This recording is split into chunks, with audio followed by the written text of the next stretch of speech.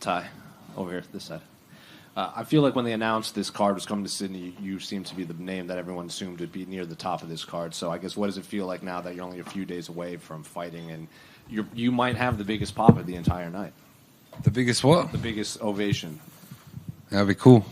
No, pumped. It's been 6 years since I fought in Sydney, my debut. Camp's been awesome. I've trained in Sydney, trained at home, Zoo Fitness. It's been awesome. I'm pumped. Just ready to get out there, put a show on for the Aussies and get this party going. Have you had to do any more media, considering like I said, a lot of people just assume you're the face of this Sydney MMA area. And like when we did the ceremony yesterday, you had your own scrum because they called you over to do that. Did you have any more obligations as compared to previous fights? I don't know. All the cameras want to see my ugly head. Not just here in Australia, everywhere. It's all right.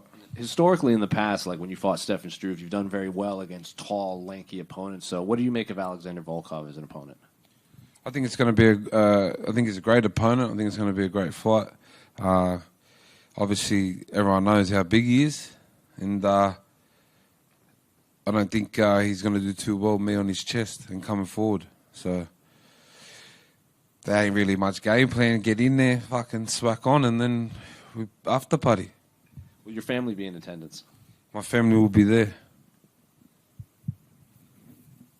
You grew the hair out for this one, unless you've cut it and you're hiding it from us. But do you feel like that's going to give you some extra powers in the cage on Sunday? No, I haven't fought for a long time, so I'm broke. I just need some money to get a haircut. I'm sure someone who sees this can help you out. Well, hopefully Sunday, and then Monday I might get a haircut. Ty, over here. This week there's been a lot of stuff online, the cameras following you around, talking about what it means not to just be back in Sydney, but also kind of so close to Western Sydney. What does it mean to be fighting on such a high level card, so close to where you grew up? It means a lot. It's going to be awesome. It means good. Fucking mad. How was it to go? I'm not sure how often, if you still live in Western Sydney, how often you get to go back kind of to the area. How was it to be back? I live in the area. Everyone knows where I live. I'm still there. Probably always will be. It's great to be home. Good to be doing, daddy things with my son, and it's. I feel refreshed. I feel good. Usually by now I'm like, fuck this, let's just fight. But I feel good. I feel really good. Thank you very much. Ty, just a question here. What does it mean to you to be fighting on the same card as such a close friend and business partner in Tyson Pedro? Yeah, it's been a long time, me and Tyce, to fight in the card together. He's like family. He's family. And all our family's going to be there supporting, so it's going to be awesome. Just like old times. You usually fight 2 to 3 times a year. You're a very active fighter. This is the first time that we'll be seeing you for 2023. Was there any particular reason why you hadn't taken it or hadn't fought any earlier? I needed a break. The last Russian crushed my face in, so had to have a bit of time off. I miss my family. I miss home. I'm not from much, So family and the area means a lot to me. So I needed home. I needed to go home. So I went home.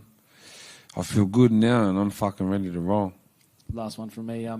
After the fight with Pavlovich, is it sort of weighing on you or an air of importance to put a dominant performance over Alexander Volkov this weekend to sort of... Oh, definitely. My last 2 fights I've got into hiding. So I'm coming out with... I'm coming out for heads. Just down the front here, Ty. You said before that your game plan is just go in and box on there. What do you see in terms of the future after this fight? Where do you think you're planning on going? Well, first I'll be going to the World of Entertainment, Penrith Panthers, for the after party. And then, look, the UFC rings me. They say, do you want to fight this guy? I say, yes. That's how it works. So the after party will be quite a big lot of shoeies? Western Sydney, get ready. And just one more for me. With the main event, what are you predicting how that's going to turn out? Death by Israel. Amazing. Tai, just over here on your left. Oh, yeah. So obviously, Can't talk. obviously Alex Volkov, he presents a lot of problems both in his physicality, his height, his reach, but as well as his skill set. But does that excite you as an opponent, to be able to see how far you've come in your career that now, you're fighting these top tier heavyweights? Yeah, that's my aim. If I want to fight the best. And I fought the best. Got a hide in the last two. But I'm number 5 or whatever it is now, so there ain't no easy fights up here, and I ain't looking for any easy fights. They offered me Volkov, and I said yes. And I think it's going to be a great matchup. If it's not going to be boring, we're not going to fucking be cuddling each other the whole 25 minutes or whatever it is. Oh, how many? I was about to say that's ages. Well, 5 minutes, the whole 5 minutes, So.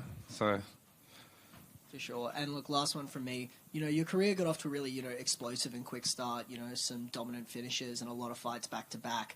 Do you think that period where you sort of stepped back and slowed down a bit, when you got that work in with DC over at AKA, do you think that was sort of crucial for the development of your career to just be able to step back, slow down, and focus on developing a little bit?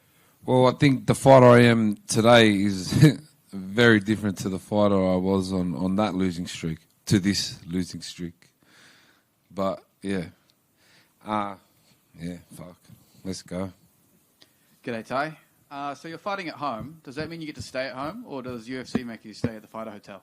I've actually been staying down the road near the beach in Bronte.